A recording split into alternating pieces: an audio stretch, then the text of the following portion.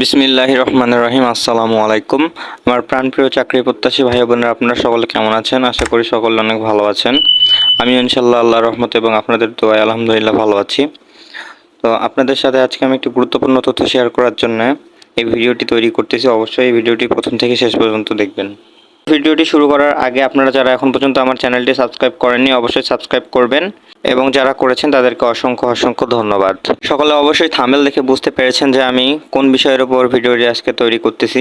আমাদের সকলের বহুল আলোচিত খাদ্য অধিদপ্তরের যে 1377 পদের পরীক্ষাটি, সেটি নিয়ে আজকে আমি এ বিষয়ে আপনাদেরকে একটি গুরুত্বপূর্ণ আপডেট শেয়ার করব।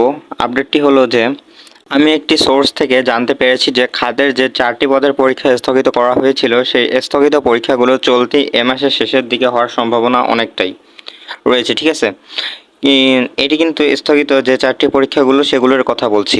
পদগুলো হচ্ছে এক্সকাভেটর সর্দার, অপারেটর, ল্যাবরেটরি টেকনিশিয়ান, উচ্চমান সহকারী। এই পদগুলোর যারা এই পদগুলোতে আবেদন করেছিলেন তারা তো পরীক্ষা স্থগিত হওয়ার পূর্বে অবশ্যই অ্যাডমিট কার্ডটি পেয়েছেন বা ডাউনলোড করেছেন, তাই না? আপনাদেরকে এখন তারা SMS এর মাধ্যমে কিছুদিনের মধ্যে আবারও জানিয়ে দেবে। আশা করি আমি বুঝাইতে পারছি সকলকে। আর যেহেতু এই সকল পরীক্ষা হবে, তাই এরপরের বাকি পদগুলোর পরীক্ষা ইনশাল্লাহ খুব তাড়াতাড়ি অনুষ্ঠিত হবে, আশা করা যায় ইনশাল্লাহ। অনেকে প্রশ্ন করেছেন যে বয়স কি বাড়বে? এর উত্তর হচ্ছে যে সম্ভাবনা অনেকটাই রয়েছে। আবার অনেকেই বলেন যে কোটা কি থাকবে? উত্তর হলো কোঠা না থাকারই চান্স বেশি। আবার এমনটাও হতে পারে যে যেহেতু এই পর্বের সার্কুলার, তাই এটাতে কোনো পরিবর্তন নাও হতে পারে।